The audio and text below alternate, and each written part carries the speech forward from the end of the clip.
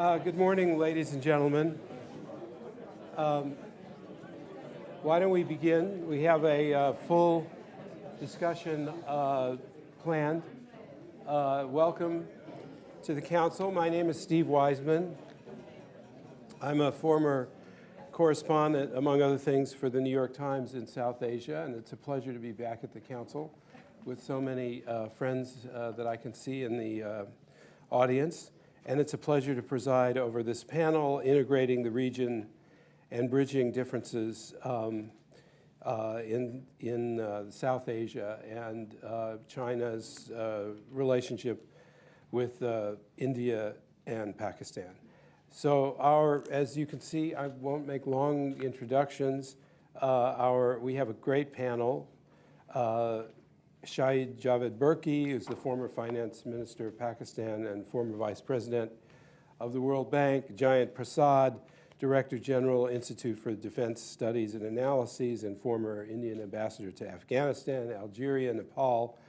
And Sue Xiaohui, who is now Associate Research Fellow for the Department of International and Strategic Studies at the China Institute of International Studies.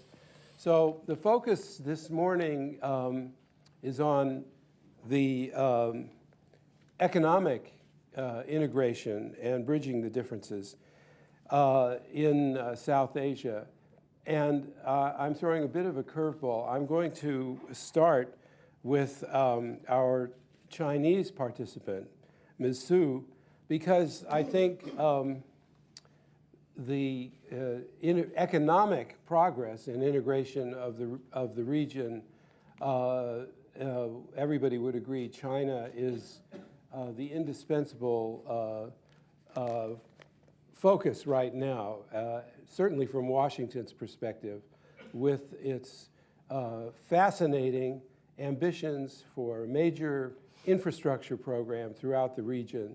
So let me begin by asking Ms. Su to discuss your view of China's goals for economic integration in the region, and to, if you'd like, address whether or not any of the other countries in the region and whether the United States is reacting constructively to these goals.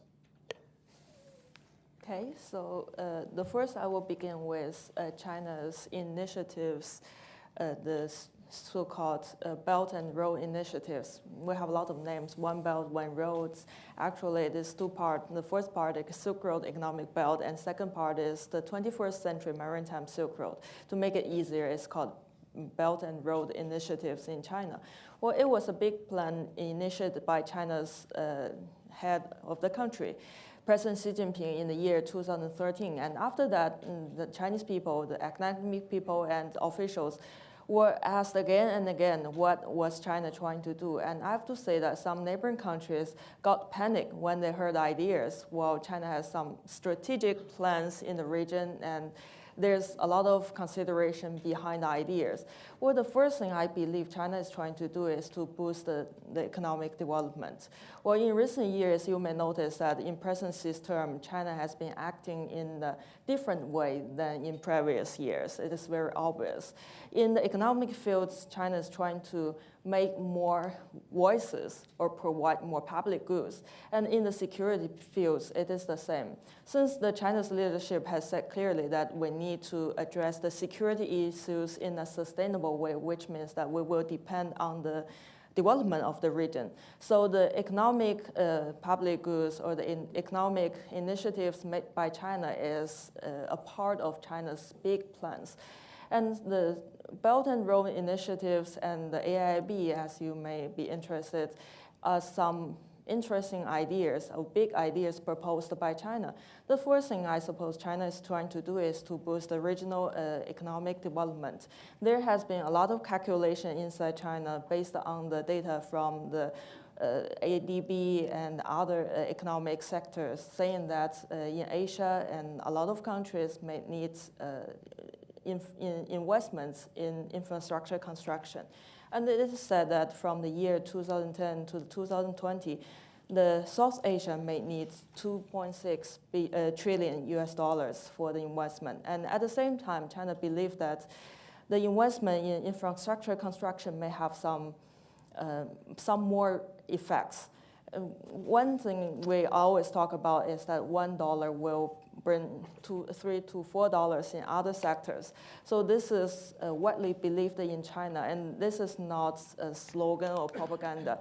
You may look at some important documents released by Chinese government, like the reports of the 18th National Congress of the CPC, China's Communist Party. It is said clearly that we want to boost economic development in the region, and at the same time, we believe that it is the way to address the complex problems in the neighborhoods. So another thing that I suppose you may be interested in is that China's idea is to boost the regional security framework. I don't know whether you follow the news or not. A couple of weeks ago, the foreign minister meeting of the CICA, the Conference of Interaction and Confidence Building Measures of Asia, was held in China. Well, I have to say that before the year 2014, when the first leaders meeting was held in Shanghai in China, few people know about this conference. So after that, a lot of people were asking what China is trying to do with this framework. It is clear that maybe after 2 years, China will host another leaders meeting again. Well, it is already announced by Chinese government that we will do it. And so this framework means that China would like to play kind of role, the design of the frameworks in the neighborhood. So the first thing is that it is good for other countries. Well, since the security issues have become so complicated and a lot of countries need development, so it is time for China to provide some contribution to the neighboring countries. At the same time, I have to admit that China believes that the current existing frameworks may not play a positive role or may not play a sufficient role in the neighborhood. We all know that for the economic development, there has been efforts of the ADB in Asia, but it is not enough to support the needs of all the related countries. And for the security issues, well, it is clear that China believes that the United States and its allies does not play a very positive role in the region, so China needs to propose some ideas that are different from the US way and to see whether the other countries like it or not. So it is in the process of trying. It is not just try to force the other countries accept it, but just provide an option for the regional countries. And another thing is that I don't believe some traditional security issues will be talked about in China's framework. China still insists that territorial disputes should be talked about, but in the bilateral ways. So the regional framework, the multilateral organizations, will focus on something that related to everybody, like the non-traditional security issues like terrorism. So that is, in recent years, what China is trying to do. That was a wonderful presentation and provides an excellent segue into, for you, Ambassador Prasad. Is your perspective identical? Where do you have concerns based on what you've just heard? Thank you, Steve. This was an excellent way to start, beginning with China, because the transformation economically that they have wrought in a short span of 2 generations, lifting 500, 600 million people out of poverty, is a great example to other nations in Asia, particularly India. And our national leadership is often judged by whether or not we are measuring up to that standard.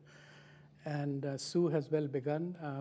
Not far from this building at the Bergson Institute, we had Arvind Subramaniam, who worked here for several years.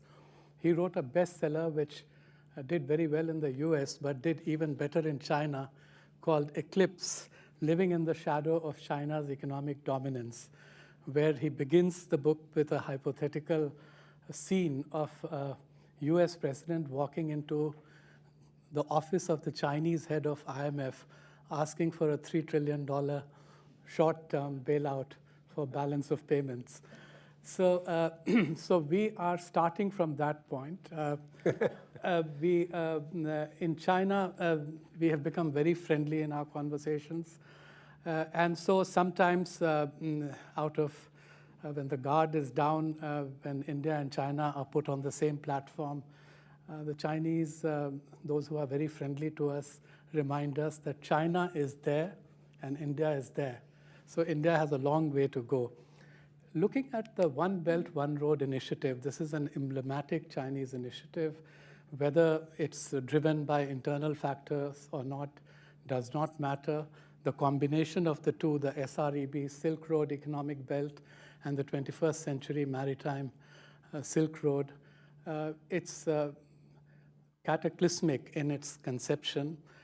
It is Sinocentric because the earlier description captured the singularity of the proposal by calling it One Belt, One Road, but it subsumes within it many other ideas that have been around for a long time.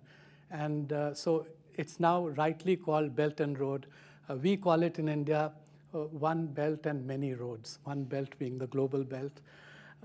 You look at India's own connectivity issues. Because our GDP was low, we didn't invest in our neighborhood in the manner in which we should have. But we have this Kunming initiative to connect Yunnan through Myanmar, through Bangladesh, to the port of Calcutta. We have the Asian Highway, which is being built. First, the trilateral highway between Thailand, Myanmar, and India. We are building roads and railways now in Bangladesh and in Nepal. 5 points populated centers are being connected with India. The Chinese are bringing their railway also into Nepal from Tibet. There is the Asian Highway project, which ADB worked on for a long time, and the Trans-Asian Railway project. There was a meeting in September in Delhi of the St. Petersburg group, which is Russia, Iran, and India, who have been joined by 9 other countries for building an international north-south corridor through Azerbaijan using Iranian ports. And next month, we hope to sign a trilateral agreement between Iran, Afghanistan, and India for the development of the Chabahar port, which gives Afghanistan a second access to the sea. So as you see, areas in which India and China can cooperate and collaborate, we are not to be found wanting. We, with China, set up the New Development Bank. It has an Indian CMD. They sit in Shanghai. And it's supposed to start disbursing funds in the next month or so. We also became a member of the AIIB. And part of your question was also whether the US is doing the right thing. Well, the US singular negative response to the Chinese initiative was a bit misplaced, because even with this big economic gap between India and China, and the contributions to AIIB, for instance, are by a mix of both real terms GDP and purchasing power parity GDP. But India has ended up being the second largest shareholder and with the second largest voting rights. And if US had not put pressure on its allies not to join, such countries like Japan, then this would not be described today as a Chinese bank. So this is an example where it shows India will cooperate with China where we have common interests. The problem with the OBOR design from India's perspective is, if you look at all the maps, it touches the periphery of India but does not cross India. And India's great strategic connect will be to connect Inner Asia, Central Asia, Iran, Afghanistan to its west with the GMS region, which the Chinese have developed so well, the Greater Mekong sub-region, Vietnam, Cambodia, Laos. And they have leveraged very cleverly ADB funding for it. They did the construction of the Chinese connectivity projects, and they got the ADB to build the projects in these 3 countries. And India is looking for a connect to these CMLV countries. We have a special purpose vehicle, financial vehicle created to have an industrial connect there. And finally, I wanted to say that the OBOR has an interesting idea that the SREB and the 21st Century Maritime Silk Road, they converge in two parts of the globe. They converge together, the land and the sea belt, in Europe and in Pakistan. And so Pakistan's salience to China changes fundamentally. Pakistan's salience to China so far was to keep India busy in South Asia. But from now on, it is different because Pakistan is going to play a major role in Chinese regional and global policies because it gives a connectivity from Kashgar to Gwadar. It opens China directly into the Arabian Sea and the Persian Gulf. And therefore, there is the good side of it that if Pakistan has the disposition to receive this enormous Chinese investment of $46–50 billion in connectivity and energy projects and transform itself, that will be good for India because India would then be dealing with a stable and self-confident Pakistan. But it would not be able to do so unless the inveterate opposition to India is taken care of. And there, I suppose, just as the Chinese constructively are trying to assist in Afghanistan, if they tried also to assist in Pakistan, that might be a reality. And the final point, a quick one, is that India and China are two countries dissimilar in comprehensive national power today, but their self-image of themselves is very similar. And their attitude to the world, their place in the world is very similar. And they have been neighbors of long standing, but with very little physical contact between them. Itinerant travelers went from India to China. The sea contact was much greater between Kerala, connecting the Arab countries with China and Southeast Asia. But in history, there was a period when the two countries converged in Southeast Asia. And that convergence was not based on conquest. It was based on culture and commerce. That is the time of the Sri Vijaya kingdom from the 8th to the 12th centuries in the Malay Peninsula and the Indonesian archipelago. There was a Sino-Indic confluence in Southeast Asia. And for the Chinese project to succeed, not only what Sue referred to is building a security architecture in Asia important, but a Sino-Indic confluence is important. Thank you. More food for thought. You present a very idealistic view of the prospects of economic integration in which longtime rivals in the region will suddenly be holding hands and building infrastructure to their mutual benefit. Minister Berkey or Vice President Berkey, is that really realistic that these projects, which, as Ambassador Prasad pointed out, are concentrated from India's perspective on its periphery, extending all the way from East Asia to ports in Sri Lanka and then more infrastructure in southern Pakistan, how to avoid what Ambassador Prasad just said of using this economic development aggravating old rivalries in the region and ensuring that there's cooperation and that these old rivalries can be overcome. Well, 2 or 3 responses to what Ambassador Prasad said. One was that he said India has a long way to go before it comes anywhere near China insofar as economic development is concerned. And I'd like to pick up on that a little bit. And the second one was, it's very interesting that in response to our Chinese friend's presentation, he gave us some idea about Indian responses. This is how to link Indonesia, Southeast Asia through India, Chabahar, Afghanistan, Iran, and so on, bypassing Pakistan. Now, my problem is that the Brits left South Asia in such a great hurry that they promoted nationalism rather than regionalism in South Asia. And I've done some work in this area, and it's very interesting. If you look at South Asia as a complete integrated entity, and you go back to 1947 when partition took place, or 1949 when China became what China is today, you find that South Asia had more advantages than China did. Very large land mass, but tremendously developed agriculture system spread over the entire length and breadth of South Asia. China was very concentrated on the eastern seaboard. I worked in China for a very long time when I was at the World Bank.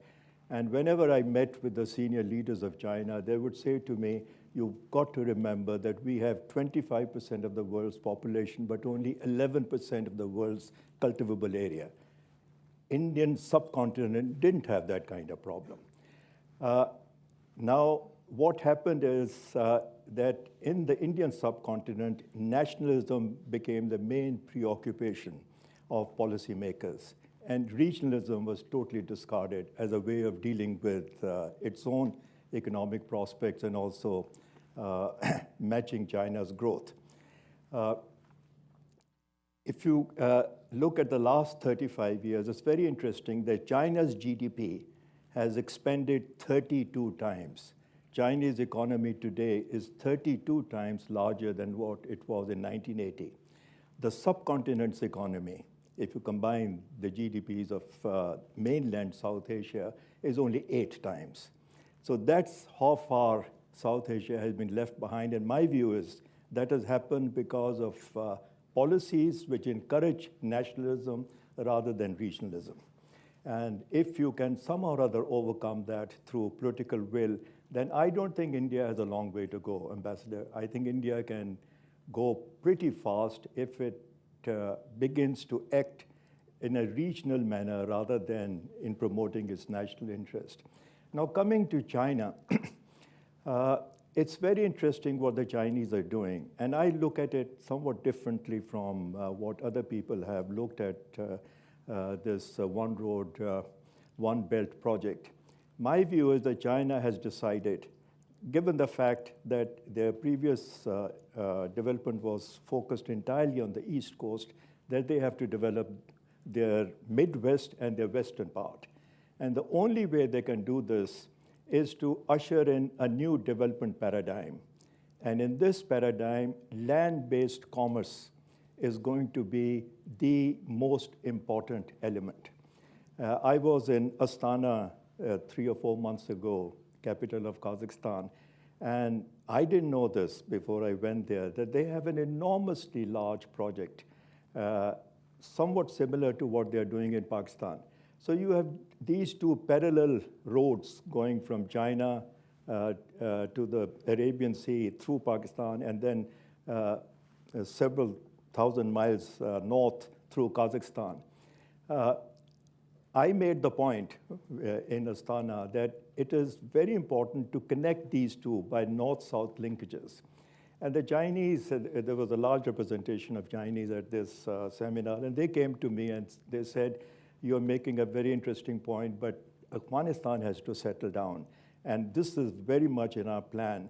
And one of them said to me, you know, the picture that we have is kind of a highway system that the United States has built in its own country, which connects various parts. And this is the way we see our role in our western part and in Central Asia.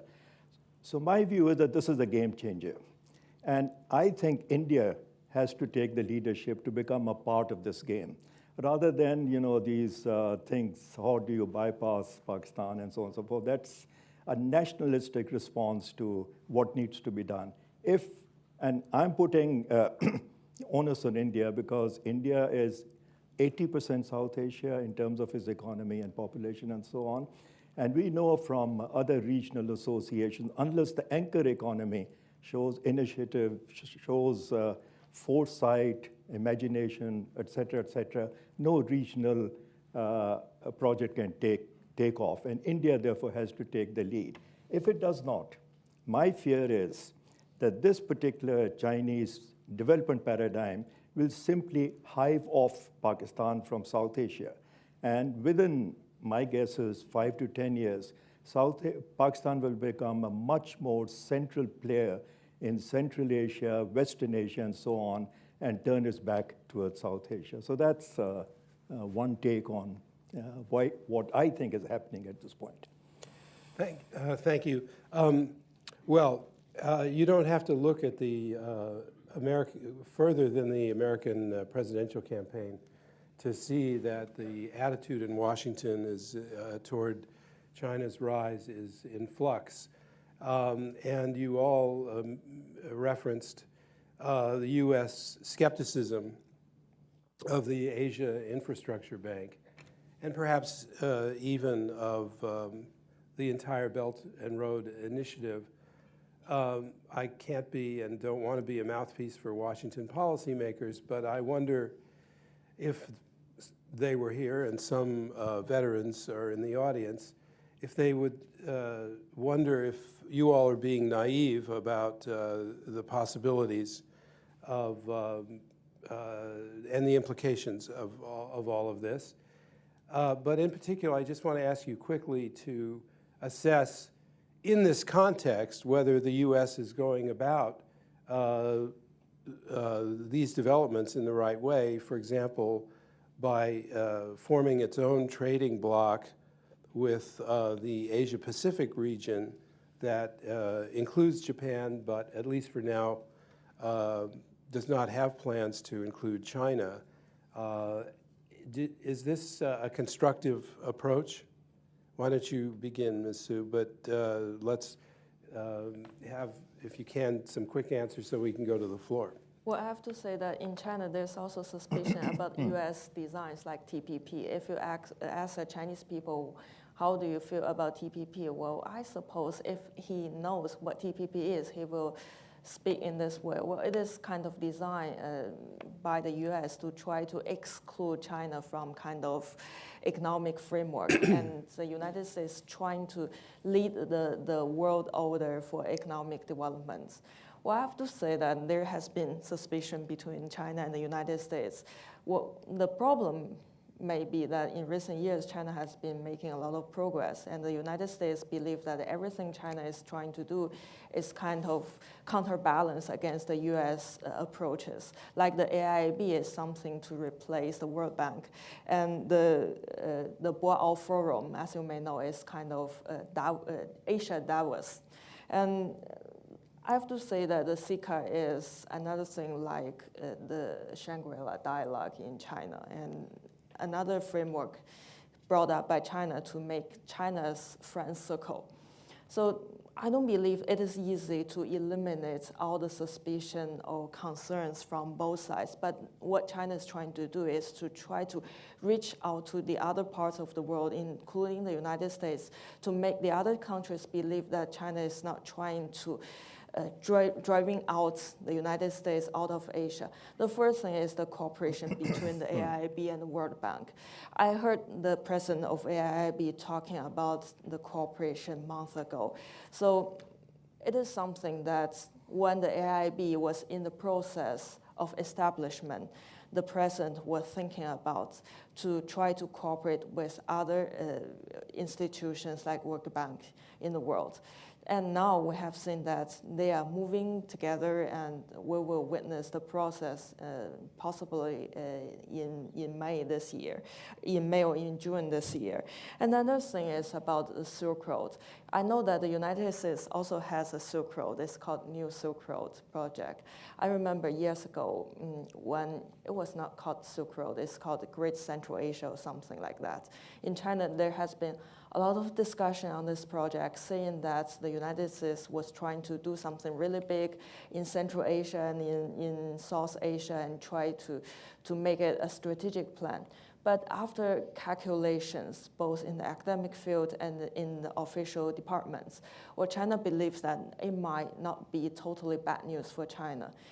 It is development, it is something good for every party, every related party, and China would like to play some role in the new Silk Roads.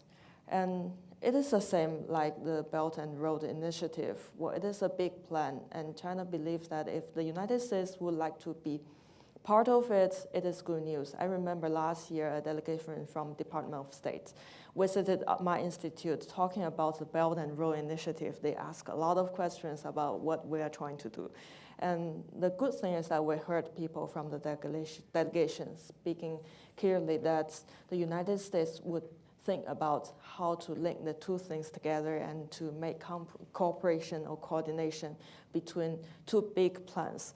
So this is a starting point, even though a lot of my colleagues said that it would be something really difficult to achieve, but to have a starting point and to make people think about it is something really good, not only for China, but also good for the United States. So what China is trying to do recently is that China is trying to explain to the outside world that the development of China is good news, not bad news to the other countries. And the Belt Road Initiative, I have to say that it's not a totally new idea. We talk about China-Pakistan economic corridor. It is something that already happened previously to the Belt and Road Initiative. So the Belt and Road Initiative is not presidency's idea that China would like to do some big plan and to change the world totally. It is based on something that already existed, already happening, and China is trying to coordinate every part of what we are doing and into a big plan that will try to benefit as much countries as possible. Thanks. Ambassador Prasad, let's see if we can do this quickly, is the U.S. Approaching this the right way? Well, it's an unfair question to ask a non-American because I know Indian diplomats are very reluctant to criticize U.S. policy. No, but before I come there and answer your question in a more direct way on TPP versus RCEP, I want to have a comment on that. I wanted to respond to Mr. Burke. He very rightly says the onus is on India. And the Indians now, I think beyond, there is a consensus in India between the present government and the former one that India has to lift its game, not just in South Asia, but Asia as a whole. The problem is that the Indian plans right now are the second best plans because of Pakistan's obduracy in not allowing overland access through Pakistan. And the Chinese project, no Chinese leader or Pakistani leader has told us that aside from the north-south axis from Kashgar to Gwadar, they are even conceiving of, in theory, a possible east-west axis which connects India to CAREC, the Central Asia Regional Economic Cooperation area, which is connected with China and with Pakistan, of course. So our first preference very clearly would be to connect to Pakistan. With Pakistan and in SAARC, we don't just have non-tariff measures, but Pakistan has this non-tariff barrier, which is country-specific, which doesn't allow India MFN treatment. But on RCEP and TPP, I have this to say that the preferred regional framework for USA is very clearly US-dominated and in the present context seems to be geared against China. And RCEP is a response, but not just Chinese response, because it brings together the 5 biggest economies of Asia: China, India, Japan, South Korea, and Australia. They account together for a third of global GDP. They account for 28% of merchandise trade and 23% of disembodied trade in services. So it's going to be a significant development. And India is dramatically altering its foreign trade policies from a mercantilist way of looking at reducing tariffs. For example, in India, the average tariffs are 13%, which is in very few countries of the world. And there, India has accepted in principle 2 fundamental new principles which are being proposed in RCEP. One is called ratcheting, and the other is called MFN forward. Ratcheting means that if there are any domestic policy reforms, they would automatically, in terms of national treatment, apply for RCEP member states. And MFN forward means that if India were to enter into, let's say, a free trade agreement with the United States, then whatever concessions India offers to the United States would automatically also apply to RCEP member countries. So there is great promise in this. We have run into a very serious negotiating problem. The Chinese are, of course, backing our position, and the Australians, but some others are not, of allowing Mode 3 and Mode 4 access. The ASEAN has a problem because the ASEAN 10 are part of RCEP negotiations. They don't have, in the new economic union that they have created, free trade in services. India is asking that in return for reducing its very high tariffs, they must have access in the services area, both for Indian companies to establish themselves overseas, but also for professional and worker exports. And so that's a stumbling block. And the other slight stumbling block, which can be overcome, is on the IPRs issue, where India and China are on the same page. So this is interesting. Sir, Mr. Berkey, what just comment, but briefly so we can go to the floor. Right. I think United States has made two very serious mistakes in the last few years. US, after all, was the founder of the Bretton Woods system, and a system that it began to dominate after the collapse of Soviet Union in 1991. It should not have backtracked. It should have persevered, and that would have meant giving greater share to China, India, and other large economies that were kept out of the Bretton Woods system in 1944-45, because they were very small in those days, and US did not do this. And when I was at the bank, and you will remember this also, capital shares were being constantly, share of capital of various countries was a constant subject of constant debate between the bank management and the large US and US authorities. And US was not prepared to give much. It gave a little bit, but not much. Second big mistake that US has made, I think, is to let WTO go. There was a meeting in Nairobi, I think in November, when they decided to more or less kill WTO. Now, trade is a very difficult subject. All you have to do is to listen to Mr. Donald Trump to realize what kind of emotional reactions that trade can begin. Bretton Woods, two institutions got created immediately after the conference. The third leg took 50 years to create, WTO. But then WTO was abandoned, and in its place, US has taken the leadership to split the world into two very large trading blocs. And there is an effort to keep China out of both. And I think that's a very big mistake. And what we are now seeing is development of fissures within the global system. And US, the point I was making about India regionally, I would make about the United States globally. US is not declining. US will remain the most important economic power in the world for a long time to come. But it has to behave as one.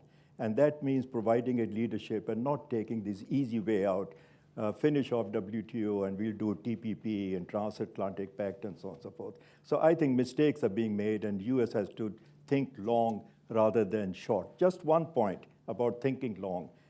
She said that CPEC is something developed quickly over the last couple of years. That's not the case. I had a conversation with a Chinese prime minister in 1994. And he took me to his office and he showed me the map of China. And he said, do you find anything strange about this map? And I had no idea what he was talking about. So I said, you tell me. And he said, we are the only large country that is landlocked on three sides. We are open only on one side. And we want to open through the west, and we want to go through Pakistan. We want to build a corridor. But Pakistanis are taking no interest. If you know somebody senior in Pakistan, can you communicate this message to them? So China thinks long. Unfortunately, sitting in the US capital, I'm prepared to say US thinks short. Okay, let's go to questions. Sir. Hey, please introduce yourself. Tim Peter. And if I may ask that you ask a question. Tim Petri. Looking at integrating the region from the bottom up instead of from the top down, Dr. Fred Starr at ZEISS, who's studied the region, did a survey of truck drivers. There's tremendous traffic already in the region.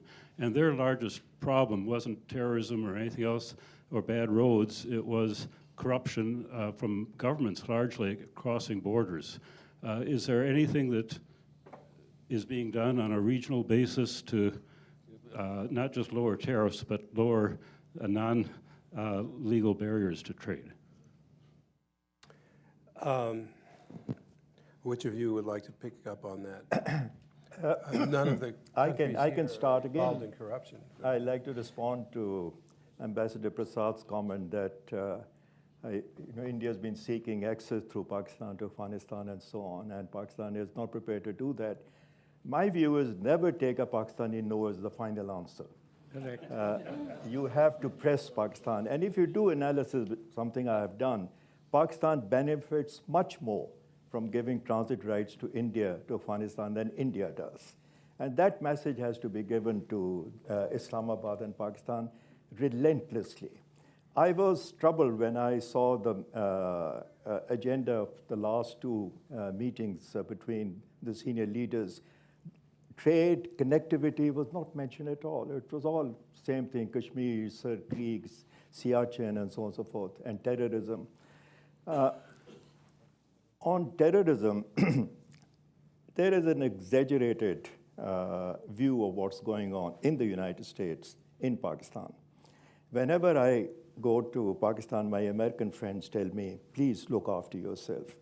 And I say to them that the probability of my being killed in a terrorist attack in Pakistan is insignificant compared to the probability of my dying on New Jersey Turnpike of a road accident. And so why there is so much play? And his answer was very interesting. He said, if you get killed in a terrorist attack, you will make it to the front page of New York Times with your picture. If it is death in a New Jersey Turnpike accident, your wife will have to pay to buy that space. Because of connection between Islam and terrorism, there is a lot of focus on what's happening in Pakistan. And the terrorist, small group of people, marginal to the society, know this. It's very interesting that when there was this attack on a public park in Lahore, the terrorist who took responsibility said, we attacked Christians. Why did they say that? Because they knew if they say this, they will be on the front page of every newspaper. That day I was traveling from Pakistan to the United States, and I stopped in Dubai and picked up foreign newspapers. Every newspaper from Australia to the United States had that on the thing. So let's not get overwhelmed by this problem posed by terrorism. It is solvable. It will be solved. The Chinese have accepted the Pakistani offer to create a special unit of the Pakistan Army to provide them with sense of protection. And they are doing this, and when I was in Pakistan last time, I talked to some of the folks who are doing this. I'm going to take the prerogative of going to the next question. Yes. Islam Siddiqui, CSIS, Senior Advisor. A comment and question. I think comment about the WTO. WTO, I must say that is doing well, is the Doha, which was killed essentially in Nairobi, not the WTO. If you talk to Director General Azevedo, he would say all the other functions of WTO are going fine. I think you make a good point. Would you like to ask a question, though? Yes, I will. That's my second question to Dr. Ambassador Prasad. The tariffs in your region, not only in India, but in that general, still you can call it's 13% average, but if you look at the water between the bound and applied rate, what's being done to reduce the tariffs so that they come closer to applied? Sorry, I didn't get the question properly. So the tariffs, I think you said about 13%, tariffs. but Okay, you have a bound rates are still, and that's the impasse in WTO negotiations. Right. Well, I'll take advantage of your question to also answer the preceding one. Actually, India is engaged in a massive project in South Asia of building regional public goods, beginning with initiatives on trade, transportation, information and communication technologies. Most important is energy. And the World Bank has carried out a study that 90% of the cooperative potential on energy lies with 4 northeastern states of Bhutan, Nepal, India, and Bangladesh, because India and Bangladesh are power hungry. There is a huge hydro potential in both Bhutan and Nepal. And the last connectivity bit is people to people. So you can build infrastructure, but if you don't have the superstructure, if you don't have facilitation, if you have difficult borders, if borders are barriers, not bridges, then all this is waste. So your question is a very valid one. We have to address that issue.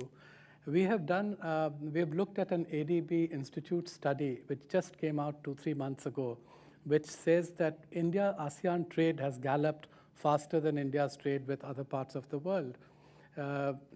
In the same way that 5-10 years ago, the India-China trade galloped and multiplied 30 times in 10 years, from 2 billion in 2000 to 62 billion in 2010. Now the India-ASEAN trade and economic exchanges are valued at around $100 billion annually.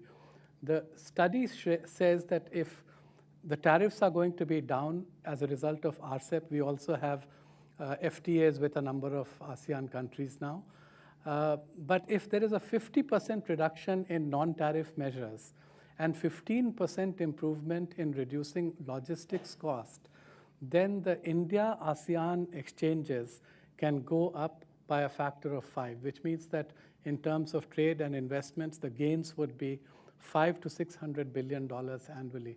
So I think the tariff issue will be sorted out if the negotiations under RCEP are concluded, let's say, by the end of this year or the middle of next year. We'll go here. Thank you, Hani from Darkley Clinton Group. I just want to follow up on Javed Burki's last comment about the U.S. moving away from multilateralism. The fact is that the U.S. was the biggest beneficiary of multilateralism, the Marshall Plan, Bretton Woods system, and WTO. And yet, in the last 20-25 years, the U.S. has moved into more regionalism and more bilateral agreements. And despite the fact that neither politically nor economically have these agreements have shown any evidence of moving the needles in terms of the participants' economic growth and in terms of the trajectory of growth. So the question I have is, given the fact that there's little political value for those agreements and little economic value for participants, why do you think the U.S. has moved away from that, and what should be done to move that dialogue back into multilateralism? Well, I don't know that we want to get into a long discussion of why the WTO and the Doha round failed. Would anyone like to voice a view about whether the U.S. was to blame for killing off the multilateralism? Or should we, would you like to address it quickly? Well, very quickly. I wasn't saying that the U.S. Is solely responsible for killing multilateralism, but U.S. has been short-sighted. I think it was a mistake for U.S. not to give some serious consideration to the concerns of countries like India that were legitimately saying that all the previous rounds were focused on lowering tariffs between developed and developing countries and among developed countries. But certain sensitive sectors in the United States and Japan and Europe were protected through all kinds of means, subsidies and so on. Agriculture is a case in point. India was pressing very hard for that.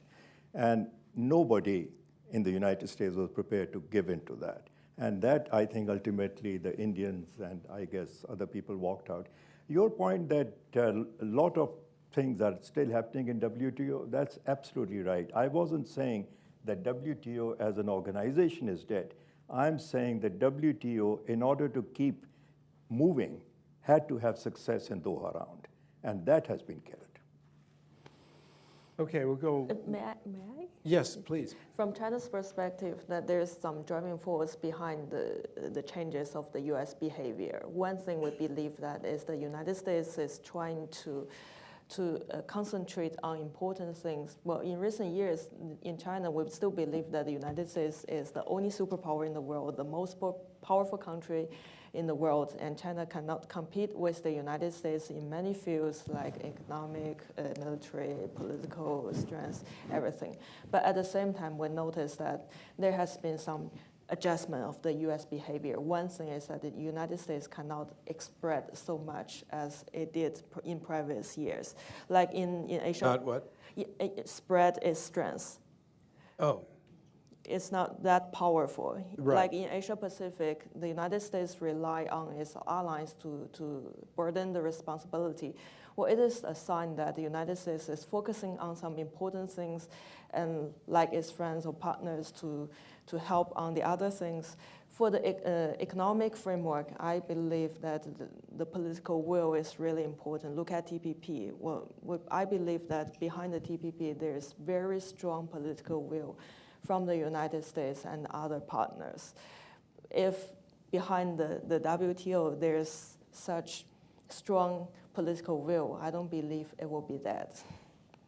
Do you think that when the United States says, oh, the TPP is setting a framework, that China eventually it would welcome China's participation in the TPP, to expand it, to include China? Do you take that at face value? Well, I have to say that it is positive news for China because at the very beginning, my understanding is that the United States obviously excludes China out of this framework. Now the United States is talking in a more polite way. Is that we did not shut the door, but you need to meet the standards to enter into this new club. So what China is trying to do is to try to study what the United States is trying to do in this circle and how you perform the regulations and all kinds of standards like the other countries, and then China will decide whether to go into it or not. And I have to say that in recent years, there has been discussion in China, widely divided. One party saying that, well, it is not a good club to join in, so let's just make something ourselves. And the other party is that we need to prepare for it. It is the trend of the economic development. One day, China needs to meet this kind of standards. But up to now, I don't see any clear decision from the upper level on this point. Right. There are two questions in back. Why don't you ask both of them? We'll take both of them and then wind up. Great, you can start here. Marshall Bhutan, Asia Society Policy Institute. I guess I would like to address the question particularly to Mr. Burki and Ms. Su. And you both spoke about, respectively, the onus being on India and South Asia to improve the environment for regional cooperation. Ms. Su spoke that basically said that China's objective is fundamentally the same as that. I would like to understand more about Pakistan's point of view. It seemed to me you dismissed any responsibility on Pakistan's part, Shahid, very, very rapidly. And yet Pakistan has really been the reluctant partner in any Indian entreaties to open the East-West corridor. And Ms. Su, I particularly would be interested in why China would invest such a very large sum in a north-south corridor without indicating its own preferences for a greater integration of South Asia, if that is in fact China's objective. And let's go to the gentleman there, and if you could ask a succinct question. Sure. My name is Alexander Slater, and I work at the World Bank Group. The panel is called Integrating the Region and Bridging Differences, but I didn't hear anything from the panelists on how to bridge differences that are non-economic, especially social differences, issues of inclusion based on social groups, both within countries and sort of social groups that sit across borders. I'd love to hear more about ideas that you have for bridging those differences in order to integrate the region. Okay, well, we can take 30 seconds for that, I'm sure. Go ahead, let's go down in this direction, and then these will be the concluding remarks. Okay, I mean to ask any person about where Pakistan stands on a whole lot of issues, it's not a fair question in the sense that Pakistan is very confused at this point, where it wants to go, where it is, and where does it want to end up. And the reason for this is that the country is developing politically, and thank God it is developing politically. It is introducing a system of democracy which, at least to my way of reading, is unique to the western part of the Muslim world. There is no other country which is making the kind of political progress that Pakistan is making. I used to say Turkey is another one, but Turkey is slipping back, whereas Pakistan is going forward. And in that kind of situation, the Pakistanis really haven't had the time to think about the kind of issues that I'm talking about. That's why my view is that the countries where there is capacity to do thinking on a continuous basis, New Delhi is a case in point, should press Pakistan, should take the initiative and be more forgiving and be more aggressive in a different sense of the word to get Pakistan on board on some of the things that we are talking about. Ms. Su, and of course, the question about the north-south corridor, I mean, the common interests of China and Pakistan have really existed throughout, starting after World War II and the beginning of the Cold War. So you can see that there's still this concern that it's a north-south integration and not east-west. It's an interesting question. Well, have you ever read the roadmap released by Chinese government last year in March, talking about the Belt and Road Initiative? Well, it was a very long one, but answering a lot of questions about Belt and Road Initiative. The roadmap, it is a document, it is based on the research and preparation of a lot of departments inside China, including at the MFA, the Foreign Ministry. And it is said that the Belt and Road Initiative is partly for China's external cooperation, but for a large part, it is for domestic development. Well, if you have been to China, you will know that the eastern part and the western part are quite different from each other. For the western part, the Chinese government has been investing money and energies for years to try to improve people's living conditions to boost the economic development. But I suppose that we haven't achieved what we had planned. So the Belt and Road Initiative is a comprehensive design for every part of China to try to play its role and to reach its achievement in the future.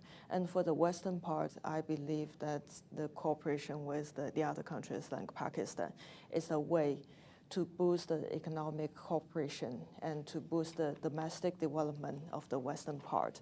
So it is a large part of the consideration from the Chinese government. It is not totally for strategic interests or just for friendship with our old friends.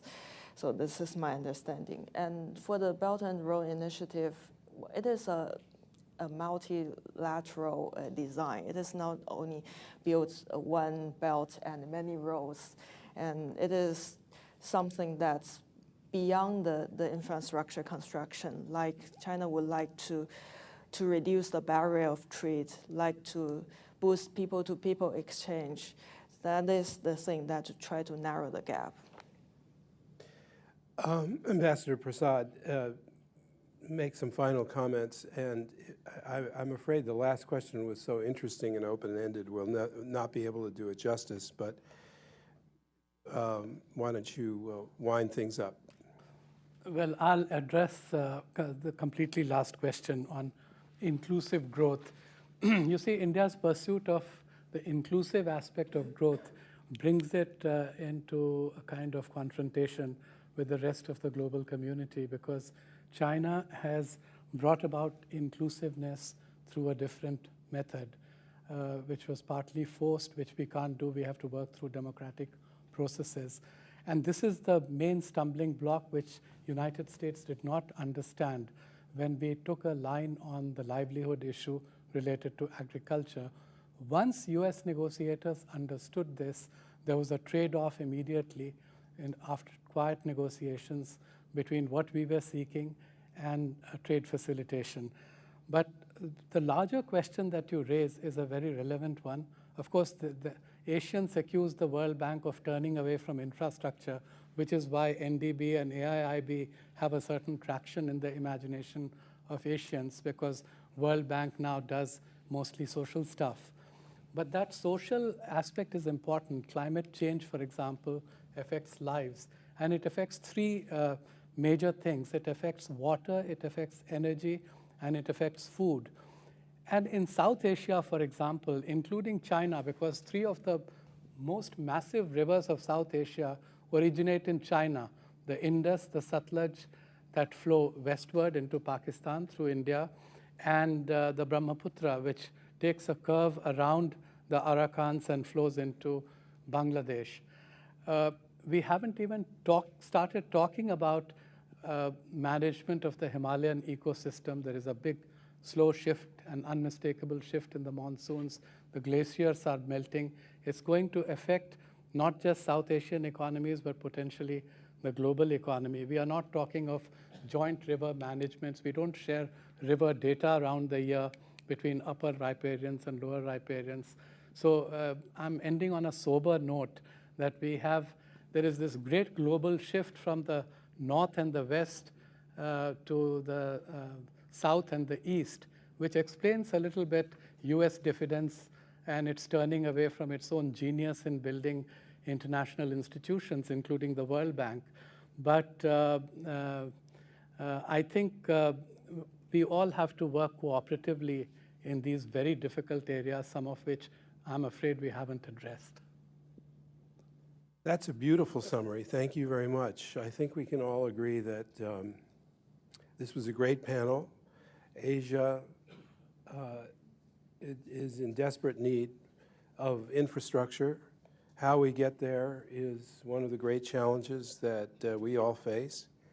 And if I may say so, we can probably all agree that the US might be doing a better job in building international institutions. Maybe some people in the audience will disagree.